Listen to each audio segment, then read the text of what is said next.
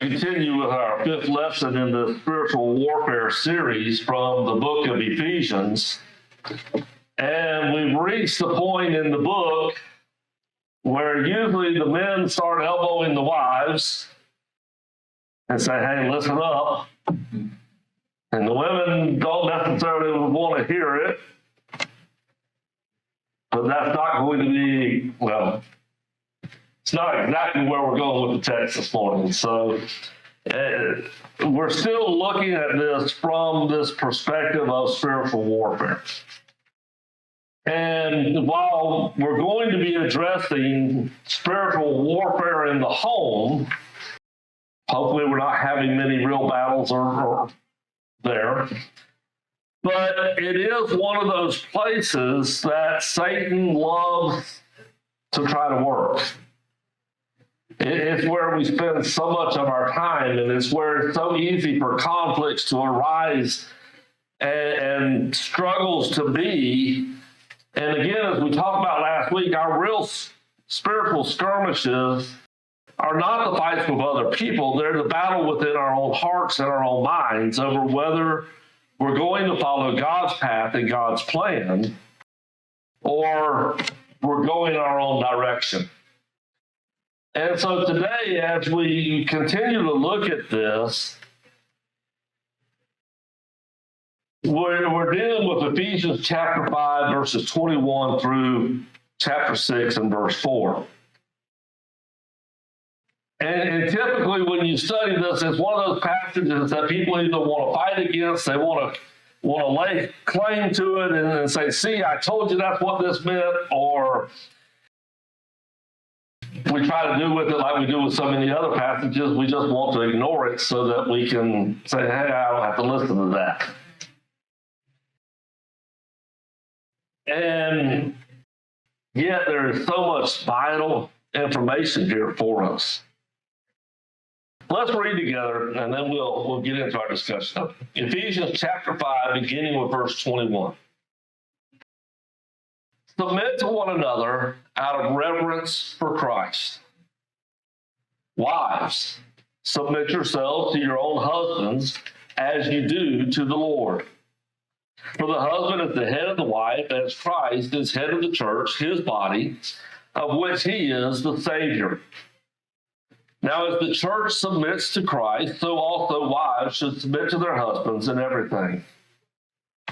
Husbands, love your wives, just as Christ loved the church and gave himself up for her to make her holy, cleansing her by the washing with water through the word, and to present her to himself as a radiant church, without stain or wrinkle or any other blemish, but holy and blameless.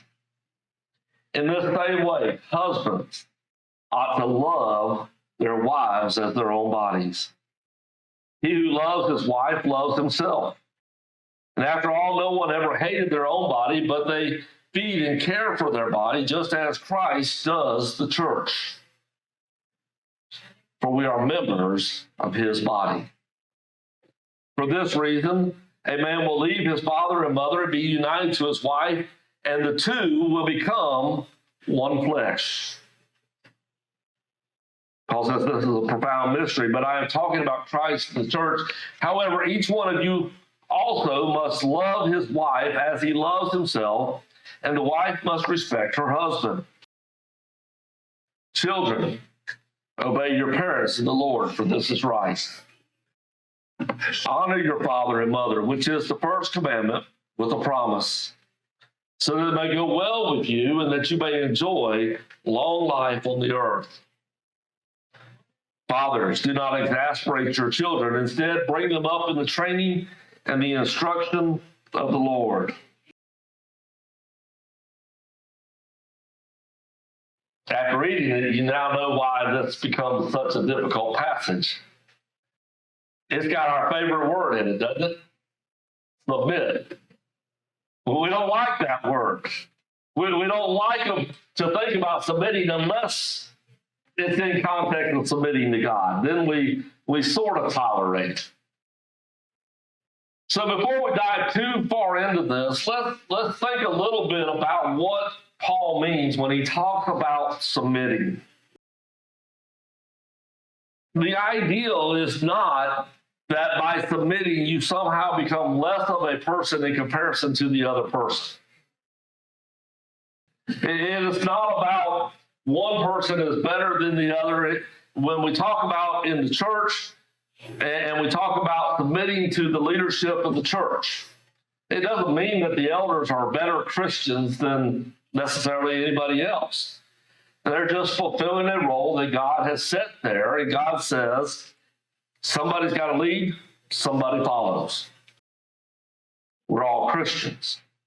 Well, the same is true when we start talking about the household, the family. Somebody has to lead. Somebody has a level of a role of following. And I say a level, we're going to discuss that a little bit more here going forward.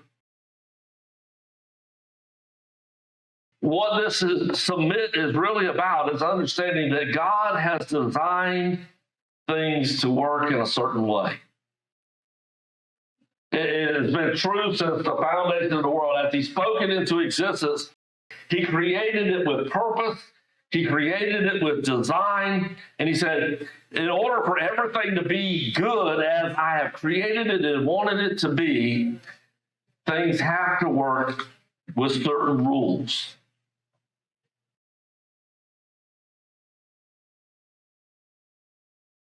As we study our history, we find that when things have been done God's way, they work pretty well. We also find that when we vary and stray from how God designed things, things usually begin to fall apart.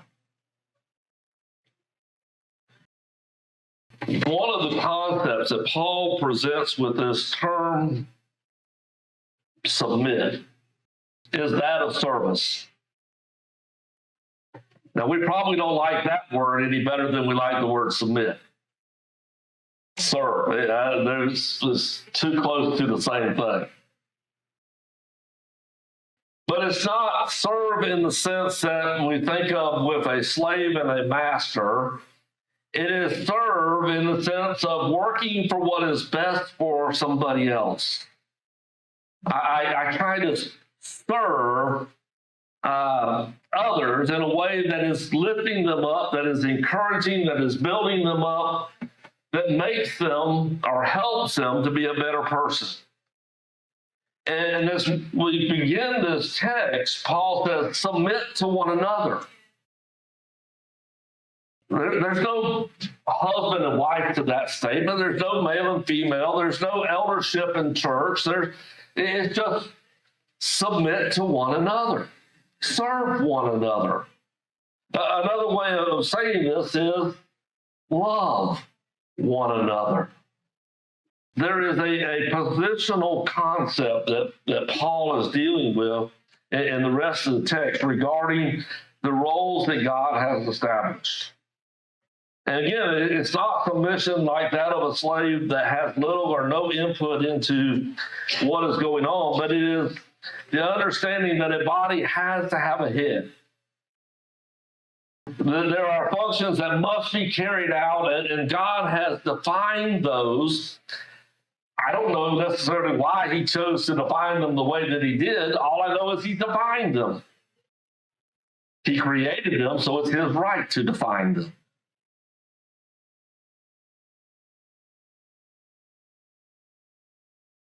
The church has to have a head. That head is not the eldership. It's not the leadership within that body. The head of the church is Christ. We are to submit to Christ. That is part of our spiritual battles. Part of the spiritual warfare that we go through is, am I going to submit to Christ as being the head of the church, the head of me? Am I going to love Him? Am I going to serve Him? Our bodies have a head that controls everything. But the rest of that body gives input to that brain that's controlling things, doesn't it? Hopefully you didn't hear it, but my stomach just rumbled. It was telling my brain, we didn't put enough in here this morning. Brain is smart if it listens to it. Otherwise, things go awry. There's input, there's give and take. It works together for the good of the body as they work together. So as we realize that God has established these things, and it's God's right to do so, even if we don't understand all the reasoning behind it, now we're ready to look at the rest of the text. But before we go further, I want us to go back and read one other text. 1 Corinthians 13, 4 through 7. This is the ultimate description of what Paul is talking about when he talks about submitting. 1 Corinthians 13, verse 4. Love is patient. Love is kind.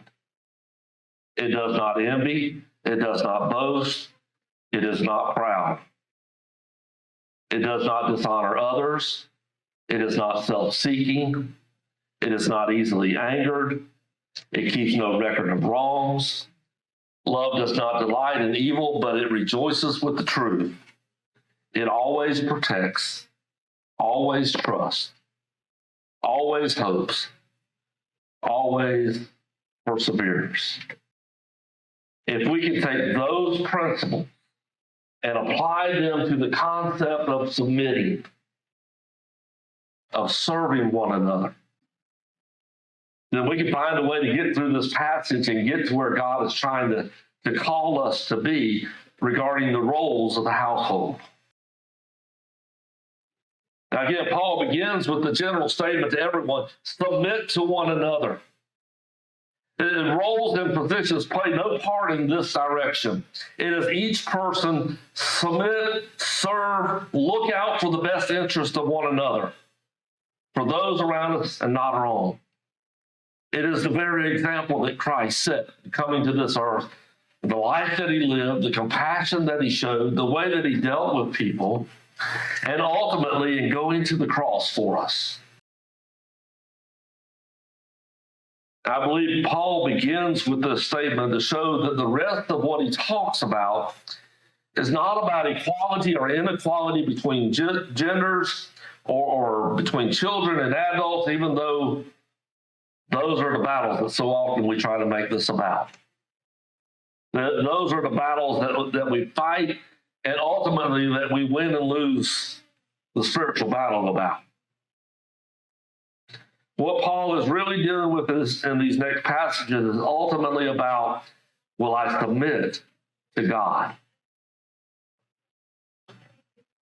And so he begins by saying, everybody submit to each other. Love each other the way Christ loved us.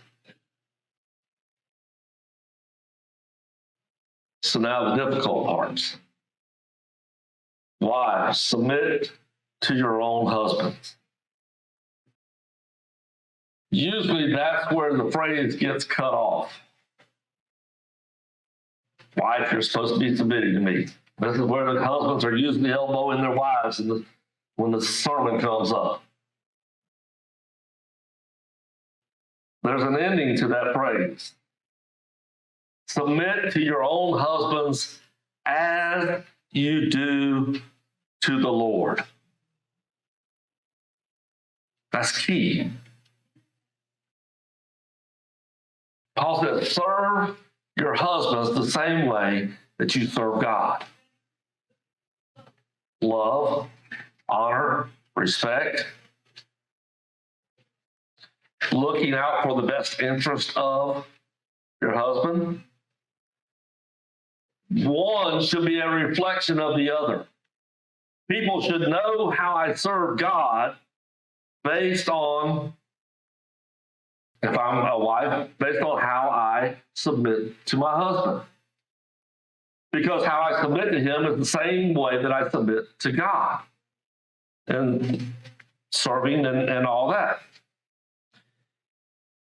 People who don't know what my home home life is like, who don't ever get to glimpse that or see that, should be able to know how I treat my husband as a wife based on what they see of how I serve God.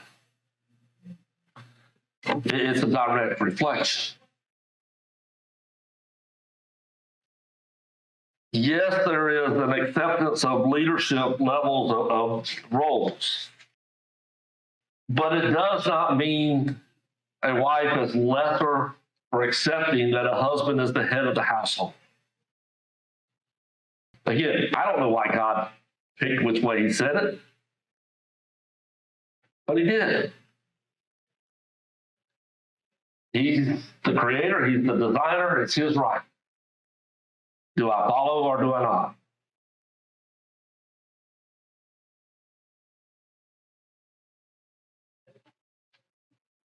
We accept this role of leaders and followers in every other aspect of life.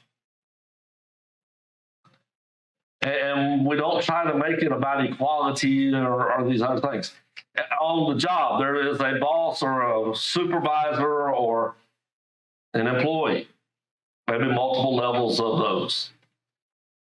We understand that. We understand the need for that.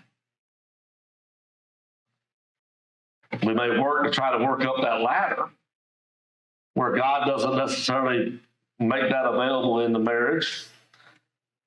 But we understand it doesn't mean I'm a lesser person just because I'm lower on that proverbial ladder.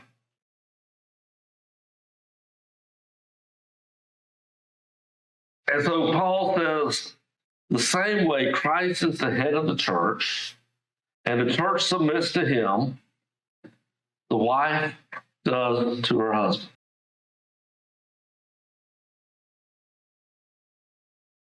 Remember, Paul is writing to Christian households, to Christians.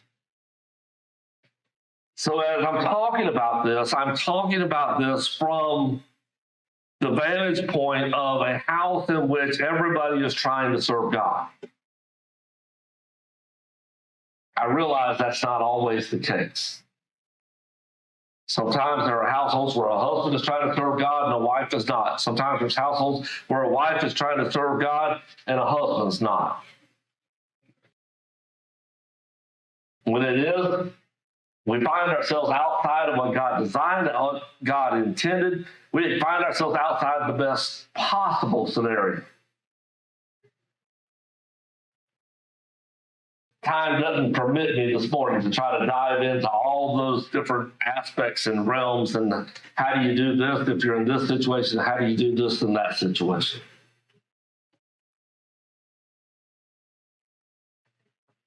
That's better suited for us dealing with it one-on-one or in Bible class type situation. And so we'll deal with that in those circumstances. But as I talk about this morning, I'm talking about this from God's perspective. This is a house that is trying to serve him first.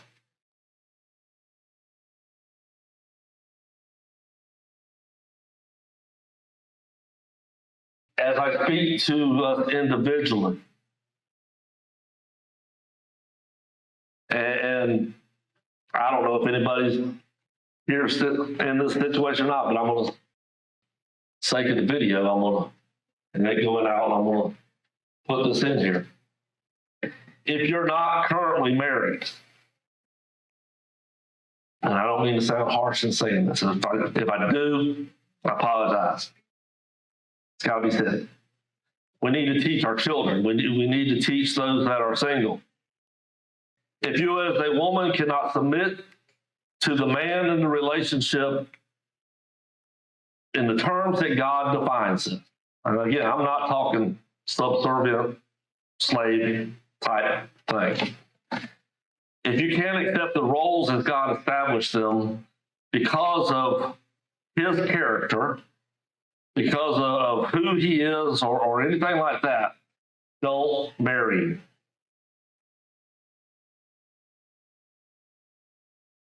Don't create that battle for yourself.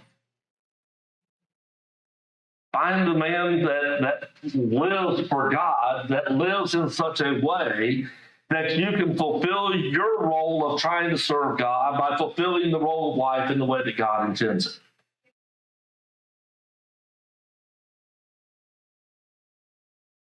If that's just one of those things that you can't accept God's definition of the role, and you want to be a follower of God, don't get married. Period. Because that's going to be a battle that you are constantly going to be fighting, potentially losing.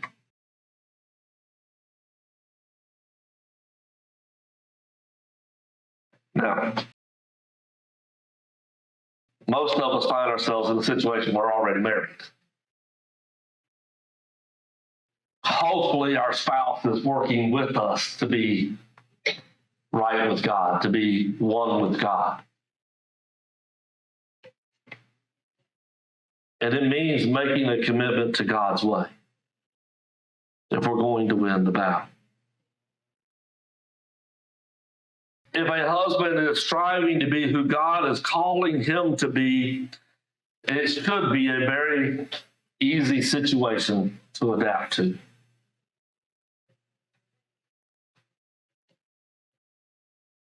Because if we end up having a problem with verses 22 through 24, it means we also have a problem with verse 21, submitting to one another. For the most part, it's the same thing. Now, the other side of the coin here. Husbands, love your wives. For as much as the wives a lot of time want to tune out about those first verses, this is where the husband's, he's through elbowing her in the ribs. He's ready to tune out because he doesn't want to hear how he needs to change. Husbands, love your wives just as Christ loved the church. Again, Paul says, husbands, look to Christ as the example. And the example he set for you, the level of love, the protection, the desire for what is best, and a willingness to give up your life for your bride. Men, if you can't love her and serve her in that way, don't marry her. If you can't fulfill the role of husband, here I'm talking the single side of this for the moment, like I did with the women. If you can't accept the role that God's given you in that sense, don't get married. You're better off without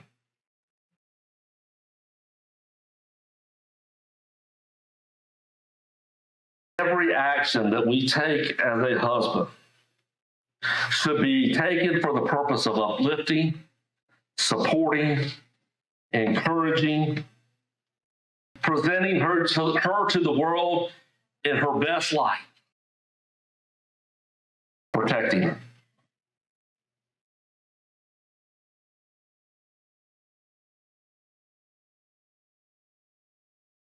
In talking about this, Paul brings out what we sometimes refer to as the marriage clause. A man shall leave his mother and father and cling unto his wife and unite with her so that the two become one. It goes back to the comparison that Paul's using throughout this. One body. A husband and wife forming one unit, one body. Somebody's got to be the head. Somebody's the rest of the body, but both influencing the other, both supporting the other, both can't live without the other.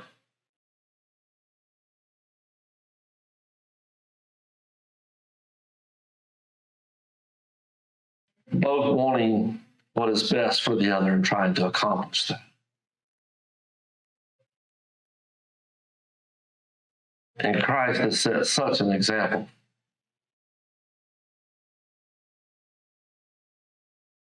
And we find ourselves in so many different situations where we struggle. And again, we end up with so many different scenarios that our time doesn't permit to be able to address it all this morning. Children, obey your parents. This is similar to the actions of a wife in that it recognizes that somebody else has that role of leadership above them, in this case, the parents. Again, it doesn't mean that they're less. It doesn't mean that the other is greater.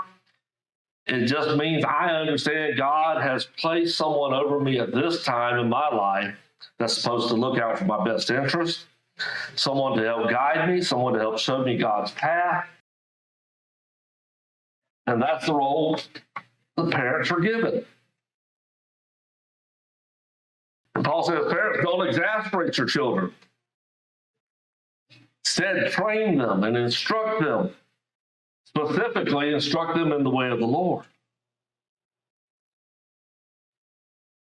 Parenting requires the same love, the same desire to see and do what is best for those in our care, as a husband for a wife or a wife for her husband.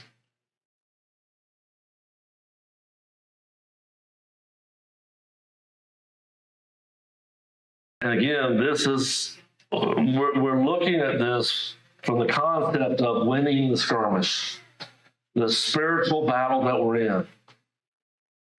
In each of these roles, the spiritual battle is not really about the other person. It is about my willingness to do things God's way.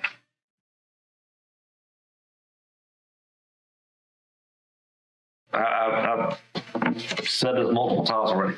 I don't know why God chose the order that he chose. I don't know if it's simply because he created the man and then he created the woman. I don't know if Paul has other references that talk about the fact that Eve was the one deceived and then gave it to Adam. Adam failed in his role as spiritual leader of the house and followed suit.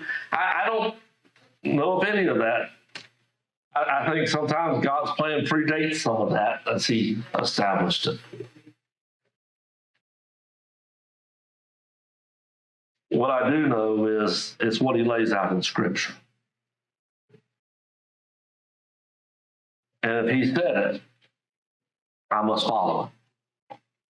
Because he is the ultimate head of the body.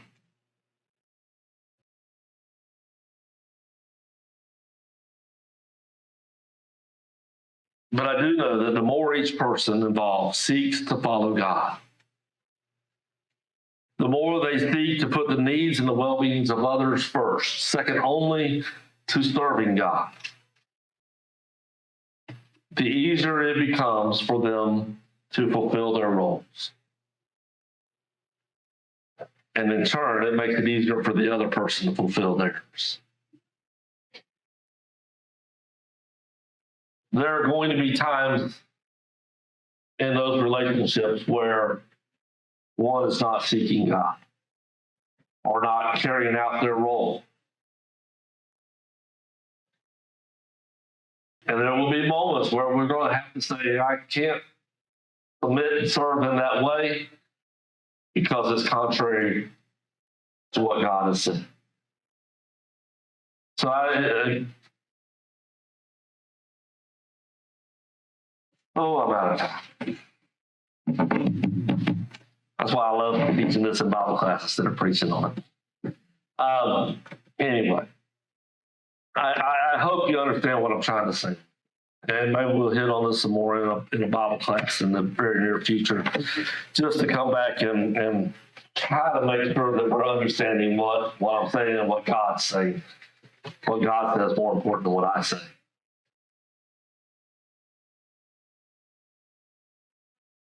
But Satan is trying to use this subject against us.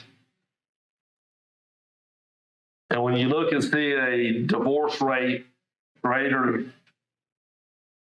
the neighborhood of or greater than 50%. And when that used to just be a statistic for the world and not those within the church, and it applies to the church now, Satan's doing a pretty good job of fighting us on this battle.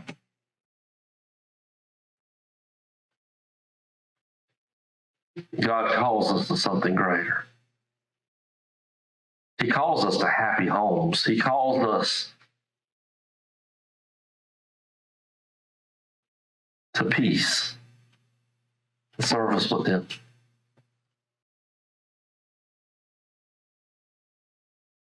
I've got to quit. I'm way behind schedule.